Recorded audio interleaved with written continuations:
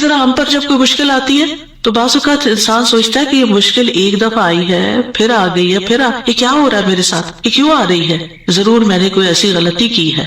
پھر انسان استغفار شروع کر دیتا ہے اور آیت کریمہ کا ورد شروع کر دیتا ہے کہ کوئی مصیبت اللہ کے اذن کے بغیر نہیں آتی۔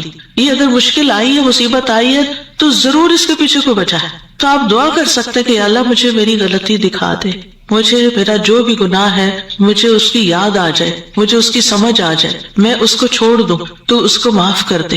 تو استغفار کی کثرت جو ہوتی ہے وہ انسان کو مشکلات سے نجات دیتی ہے۔ فَنَادَىٰ فِي الظُّلُمَاتِ، تو انہوں نے اندھیروں میں پکارا۔ کون سے اندھیرے؟ رات کا اندھیرا، سمندر کا اندھیرا، مچھلی کے پیٹ کا اندھیرا اور غموں کا اندھیرا کہ میں کہاں پھنس گیا ہوں، وہاں سے نکلنے کا کوئی راستہ ہی نہیں۔ آپ دیکھیے کہ اگر کوئی ڈور بند ہوتا ہے تو انسان ڈور بجاتا ہے، کوئی آ کے کھول دیتا ہے، دروازہ توڑ دیتا ہے، انسان کچھ نہ کچھ حل نکل آتا ہے۔ گھر کے اندر اگر انسان کہیں ٹریپ ہو گیا، ٹریفک میں ٹریپ ہو گیا، کہیں اور ٹریپ ہو گیا، کوئی نہ کوئی آگے بڑھ کے کوئی مدد کر سکتا۔ لیکن مچھلی کے پیٹ کے اندر ٹریپ ہو جانا، نو وے آؤٹ۔ اور آپ کو بتا مچھلی کا پیٹ ہوتا بڑا ہے، جیسے ویل مچھلی ہے نا، تو اس کا جو ماؤتھ ہوتا ہے وہ بہت بڑا نہیں ہوتا۔ کرل کھاتی ہے نا، کرل بہت چھوٹی چھوٹی چیز ہوتی ہے، اور کئی ٹن کرل کھا جاتی ہے، لیکن یہ ہے کہ وہ چھوٹی چیز اندر لے جا سکتی۔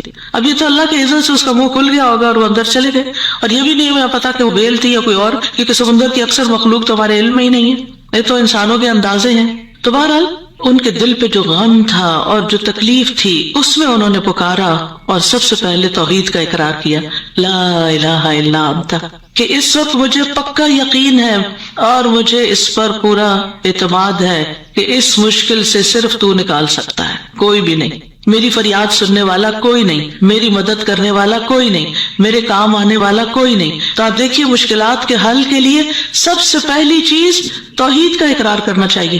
افسوس یہ کہ ہمارے ہی لوگ توحید کے اقرار کی بجائے مشکلات میں غیر اللہ کو پکارنے لگتے، یا علی مدد،